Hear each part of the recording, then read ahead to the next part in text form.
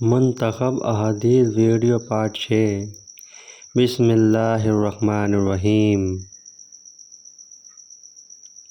حضرت ابوبکر رضی اللہ تعالیٰ عنہ سے روایت ہے کہ رسول اللہ صلی اللہ علیہ وسلم نے ارشاد فرمایا، جو شخص اس کلمے کو قبول کر لے جس کو میں نے اپنے چچا ابو طالب پر ان کے انتقال کے وقت پیش کیا تھا اور انہوں نے اسے رد کر دیا تھا، وہ کلمہ اس شخص کے لیے نجات کا ذریعہ ہے۔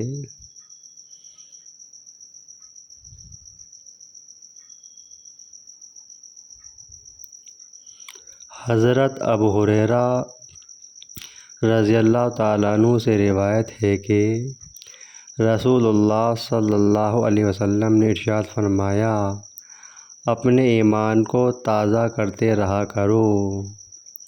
عرض کیا گیا، یا رسول اللہ، ہم اپنے ایمان کو کس طرح تازہ کریں؟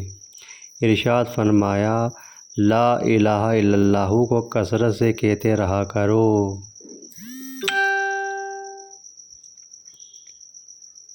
ایسے ہی اور ویڈیو دیکھنے کے لیے ہمیں لائک کریں اور سبسکرائب کریں۔